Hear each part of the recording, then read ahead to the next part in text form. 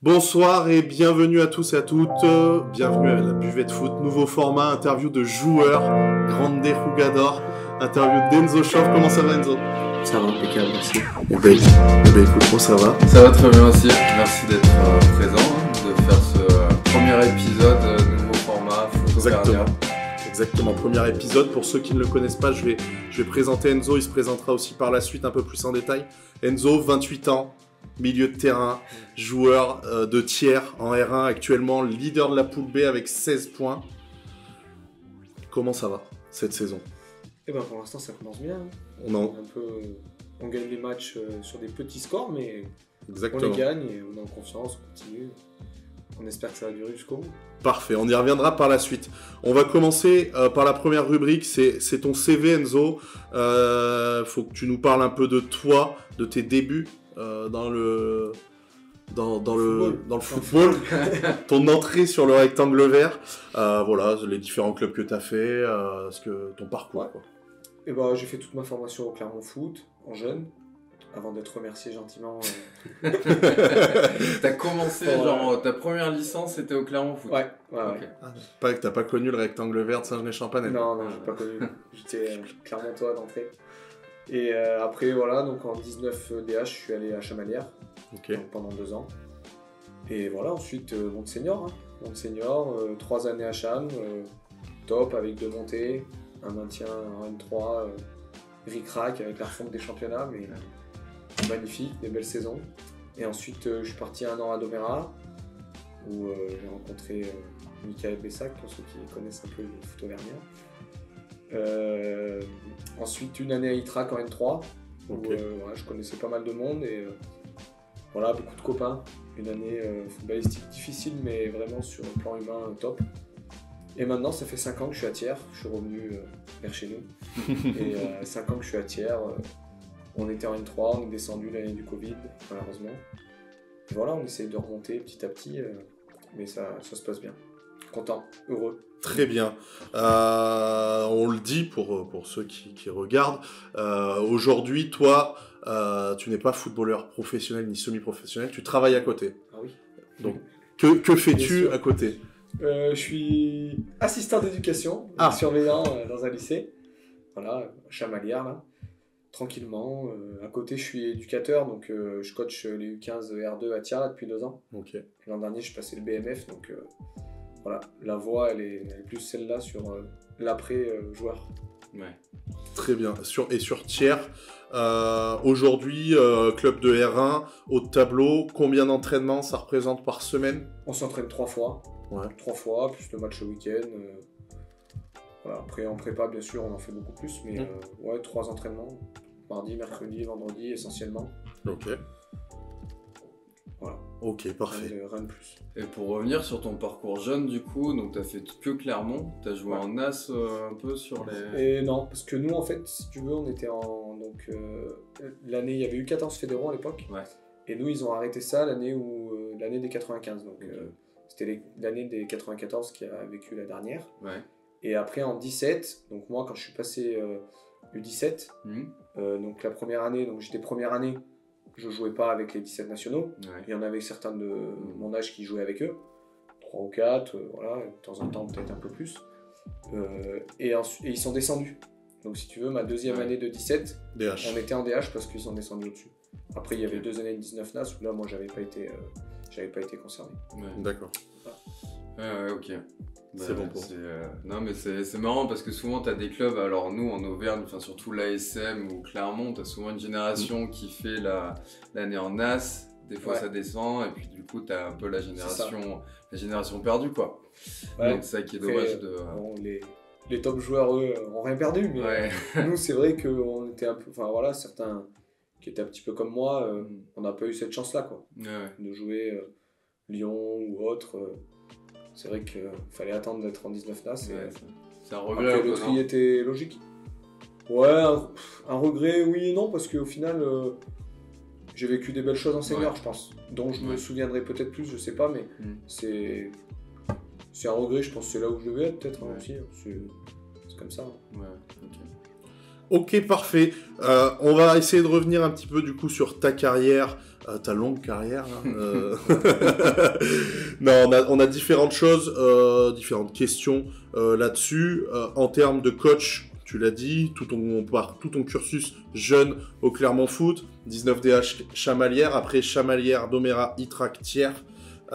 Quel est le meilleur coach et pourquoi, selon toi, c'est le meilleur coach que tu as eu? Quel est le meilleur coach que tu as eu, en fait, tout simplement?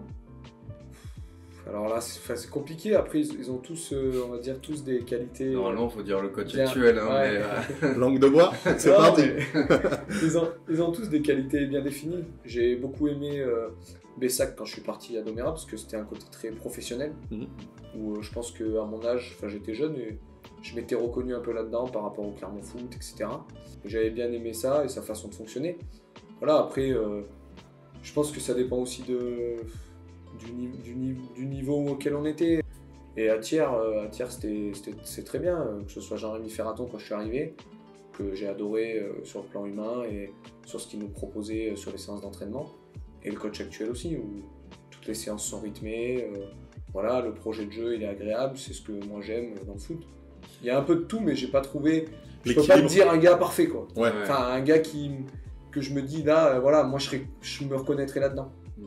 Mais tous, ils ont des petits trucs que j'apprécie. Très bien.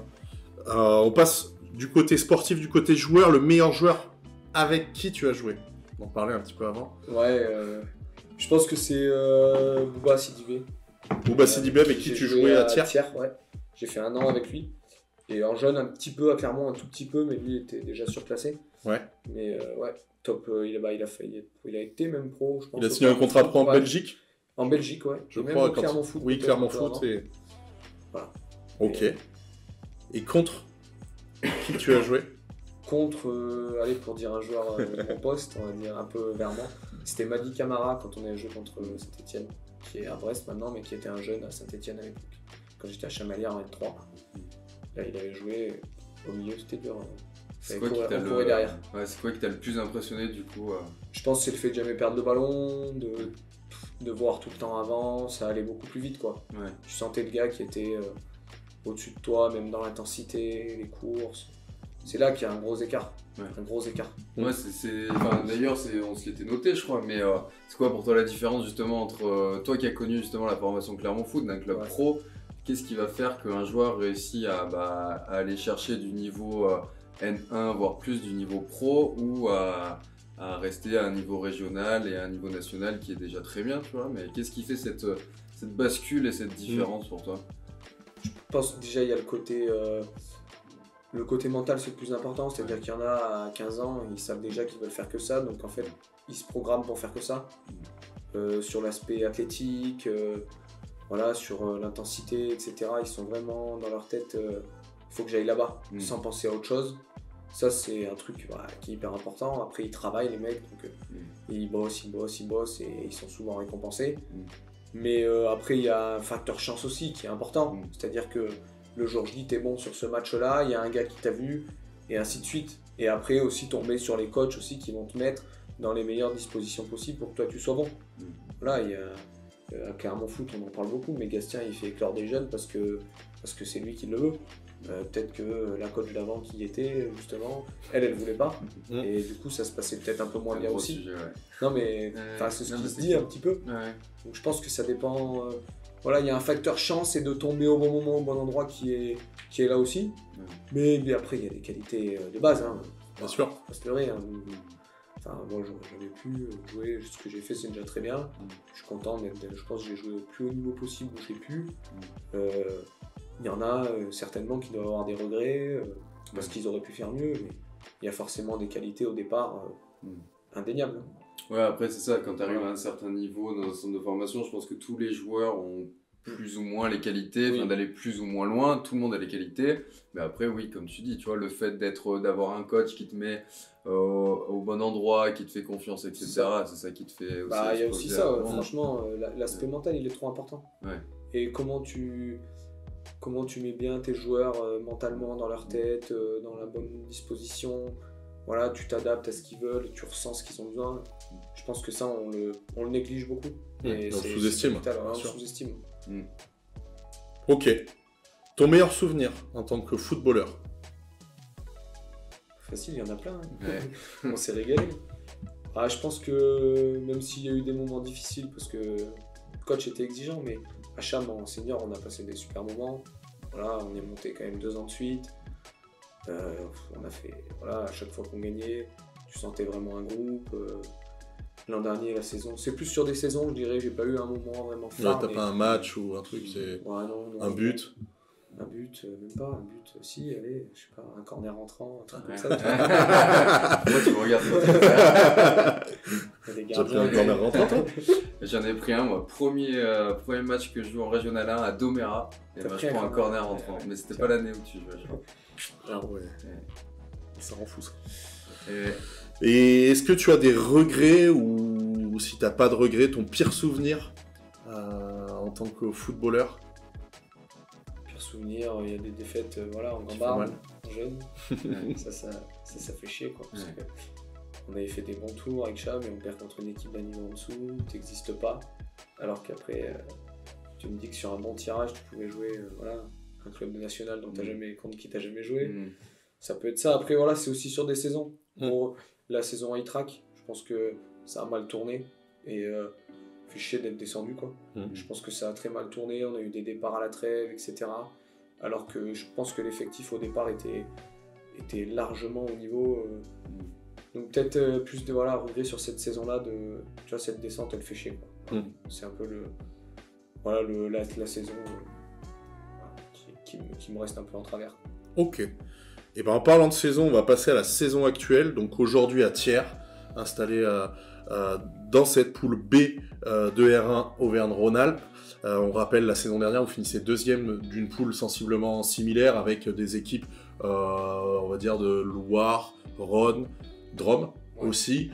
Deuxième derrière l'Olympique de Valence qui monte au final en National 3. Vous faites finale de la Laura Foot, défaite 1-0 contre une R3, si je ne me trompe pas, à Bourg-en-Bresse. Et donc aujourd'hui, toujours en R1 poule Rhône-Loire, premier, 5 victoires, 1 nul, en sachant que votre objectif, est-ce que c'est toujours la montée, avec une saison comme vous avez pu faire l'an dernier, en sachant aussi que la montée cette année va être plus compliquée que d'habitude, puisqu'il y aura une triangulaire entre les premiers de chaque poule. Comment se passe ce début de championnat? Quelles sont vos ambitions? Quel est ton point de vue, toi, ton ressenti là-dessus? Voilà, nos ambitions, l'an dernier on a fini deuxième, donc on a fini deuxième et en pratiquant peut-être le meilleur football de la poule, si on se ment pas, c'était vraiment agréable. On prenait du plaisir tous les week-ends, c'était top, donc voilà, on veut faire au minima la même saison que l'an dernier. Voilà, au minima. Après, si on arrive à jouer la montée, c'est le top. Hein. Si à la fin de l'année, dans les 3-4 derniers matchs, on est comme là, on va tout faire pour monter. Hein. Après, on aura ces 2 matchs sur la triangulaire, on espère qu'on y sera et il faudra tout donner là-dessus. Même si ça va être dur, ce qu'on fait, c'est un miracle, hein, parce que tout le monde ne connaît pas ce qu'on a à Thiers, mais on joue. L'été c'est du sable et l'hiver c'est de la boue où on s'entraîne. Le terrain d'honneur n'est pas mieux. Donc tout ce qu'on fait c'est un miracle. Hein, et donc faut continuer. Mentalement c'est pas facile tous les jours. Hein, avec les entraînements, on a des coachs qui sont très exigeants. Donc je pense que ça nous aide aussi à tenir. Le groupe, on s'entend tous. La semaine dernière on a encore fait une soirée tous ensemble. Il n'y a personne qui triche. Tout le monde est là. Voilà. Ça triche plus où, en soirée ou à la VMA? Et même la VMA, crois-moi que tout le monde se donne. Hein. Franchement, non, il y a le groupe qu'on a constitué depuis 2 ans, 1 an et demi, 2 ans maintenant. Il fonctionne bien, quoi. Et c'est ce qui nous fait tenir avec la qualité qu'on propose et fait gagner des matchs aussi. Hein. Faut pas se leurrer, peut-être que si on en gagnait un peu moins, forcément que les conditions seraient encore plus ancrées dans notre tête, quoi.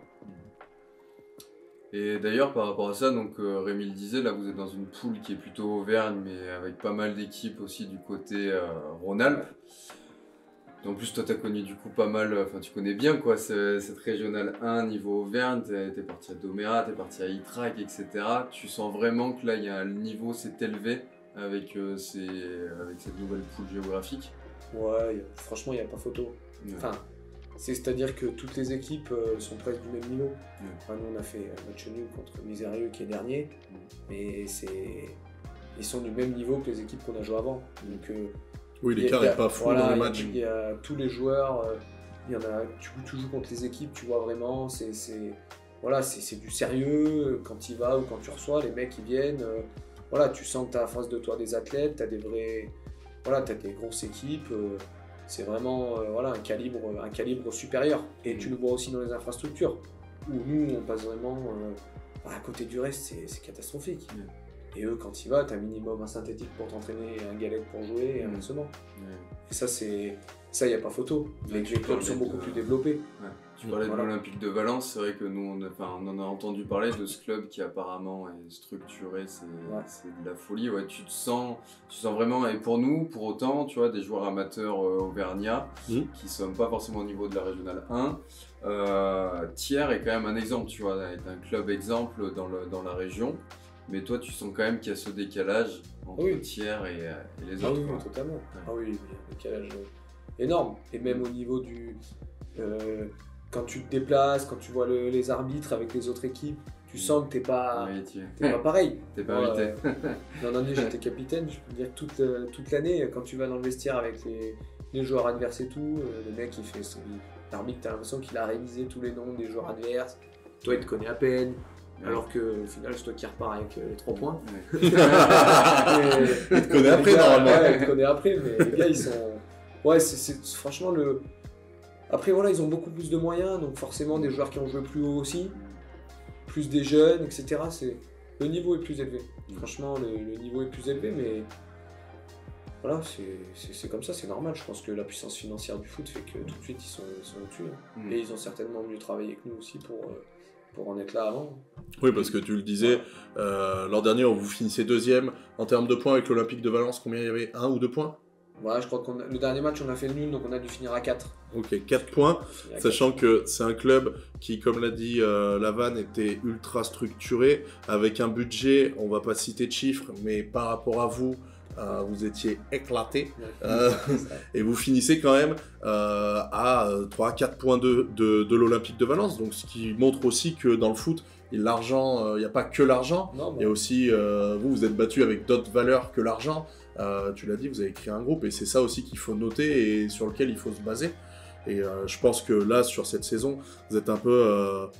n'en déplaise à nos détracteurs, l'OGC Nice de la R1, hein. Vous gagnez peu, mais vous gagnez. Donc... Ça joue mieux apparemment, d'après ce que disait Enzo. Ça joue mieux que l'OGC Nice, mais voilà, après, c'est très bien aussi ce que vous faites, là, Quentin l'a dit. C'est aussi la force du foot, quoi. Enfin, comme tu le dis, tu vois, c'est qu'à un moment donné, certes, t'as pas les moyens, t'as pas les infras pour rivaliser, mais t'arrives à rivaliser et même à surperformer par rapport à ce que t'as. C'est comment t'arrives à faire ça, en constituant un groupe, tu vois, en ayant un aspect humain qui est bien plus important que certaines équipes qui vont avoir de meilleures qualités, mais par contre, au niveau de l'état d'esprit du groupe, c'est peut-être différent. Donc c'est ça qui est beau aussi, quoi. Que le SA Thiers arrive à être premier, à être encore dans le haut du classement de la R1, alors que malgré tout, on sent quand même que le foot auvergnat par rapport au foot rhône-alpin, c'est quand même compliqué, quoi. Et on le sentait, enfin on pourrait échanger peut-être plus tard avec des joueurs aussi d'Espali ou autre, mais même Espali qui pareil pour nous est un club qui est très structuré, ils nous disaient aussi, ils avaient ce même ressenti-là, que quand ils se déplaçaient dans la région lyonnaise, il y avait un vrai décalage, quoi. Tu nous le diras dimanche, puisque dimanche, déplacement dans le Lyonnais, Saint-Cyr au Mont-d'Or, 4e, 1 but encaissé en 6 matchs. Est-ce que tu vas faire sauter le verrou de Saint-Cyr au Mont-d'Or? On va gagner 1-0. De toute façon, ça sert à rien de gagner plus, 1-0 ça suffit. Malgré l'absence de votre attaquant qui a pris un carton rouge au dernier match, comment tu sens ce match? Alors aujourd'hui, on est quel jour? On est jeudi. On est jeudi, donc c'est il y a déjà 2 entraînements de passés. La semaine, le groupe est concerné. Ouais, la semaine a été bonne. C'est vrai que on va perdre, on a notre attaquant là qui a pris un rouge, donc rouge direct, donc on aura au moins pendant 2 matchs minimum. Non, mais c'est plus eux cette équipe, ils ont affiché des ambitions qu'ils voulaient monter, clairement, alors qu'ils viennent de monter. Ils ont recruté des joueurs apparemment, en faisant beaucoup de contrats fédéraux, etc. Donc c'est eux qui doivent nous rattraper. Hein. Nous, on va y aller, on va faire comme d'habitude, on va jouer notre match sans pression et on va essayer de repartir avec 3 points. Hein. Mais... Non, pas plus de synthétique, ça doit nous faire plaisir, un bon terrain. Voilà, donc ça va être un bon match. Match à jouer. On suivra le résultat avec attention. Parlons de choses qui fâchent, la Coupe de France. Ouais. Coupe de France, premier tour, vous rentrez contre Cournon.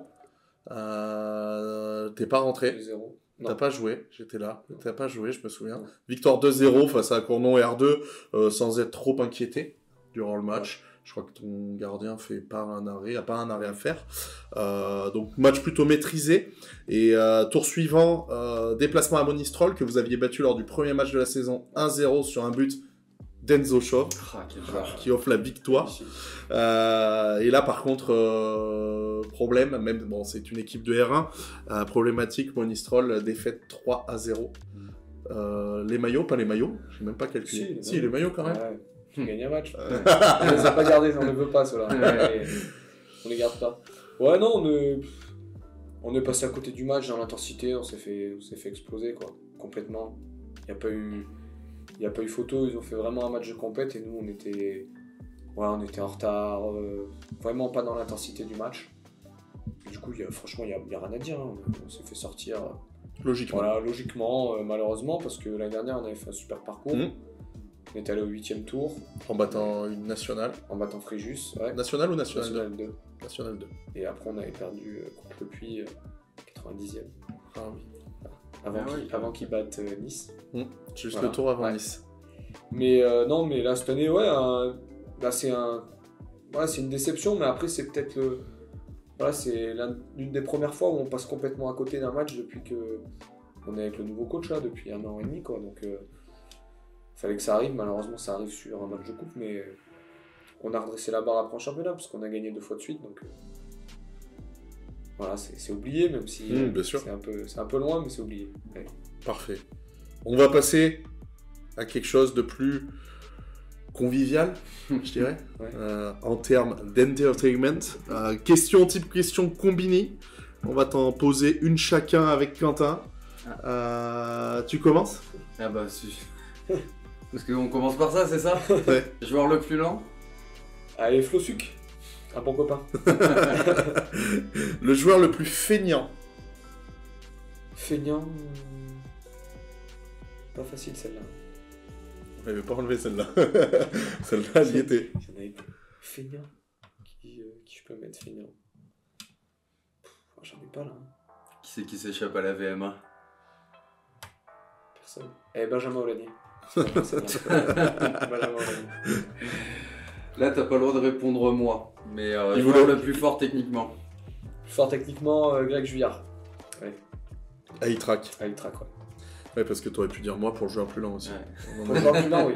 Mais pas moi. Je pense.